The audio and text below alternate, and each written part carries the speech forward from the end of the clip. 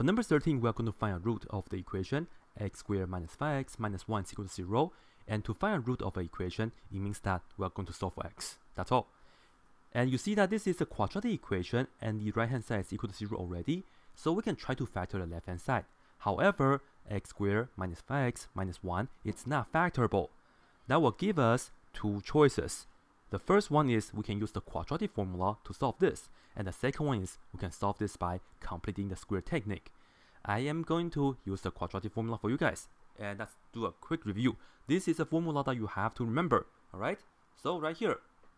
For the quadratic formula, we first have to write the equation in the standard form.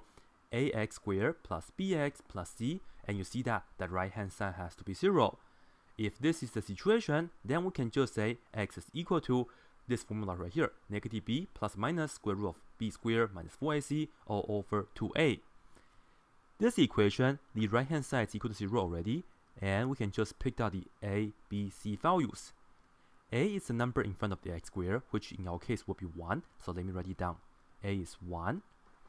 B is the number in front of the x, which is negative 5. So b is negative 5 right here, and c is negative 1. And we just have to plug in all the values into the ABC right here in this formula accordingly. So here we go. X is equal to negative, and when you see b right here, let's open the parentheses. And this negative was from the formula, right? And then, because the b is negative 5, we are going to plug in negative 5 into this parentheses. Then we continue by having the plus minus sign. Remember, usually we will have two answers for quadratic equations. That's why we have the plus minus. And then we have the square root, and then we have the b squared, but we see the b, so that's open a parentheses. And then for the inside, that's plugging negative 5. However, we still have this parentheses raised to the second power because the formula says so, b squared. And then minus the 4. And I think I have to make the square root longer, so I'll do that. I see the a inside here, so I will open the parentheses for the a, and in the meantime, I'll open the parentheses for the c. For a is 1, so I just plug in 1 right here, and the c is the negative 1, so I'll plug in negative 1. And at the end, we divide it by, so this is all over, we have that 2 times the a, right? And the a in our case is 1. So this right here is the setup, and this is the formula that we have to remember if we want to use the quadratic formula. So here we go. Let's see. We have negative 5, so it turned out to be a positive 5. And then we will have the plus minus, and let's open the square root.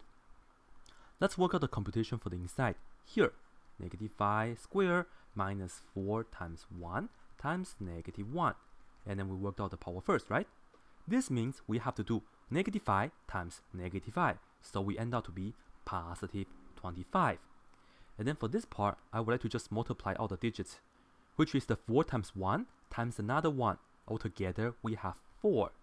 But then this is negative times another negative, so that will be a plus. And then you see 25 plus 4 is 29.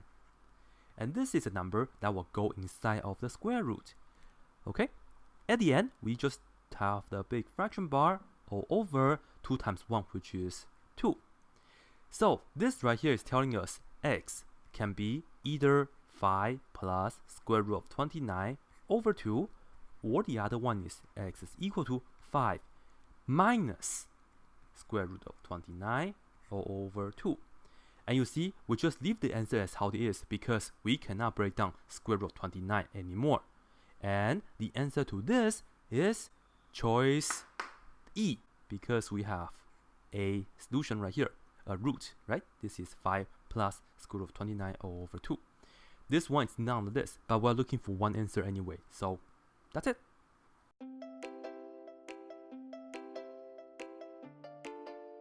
That's it.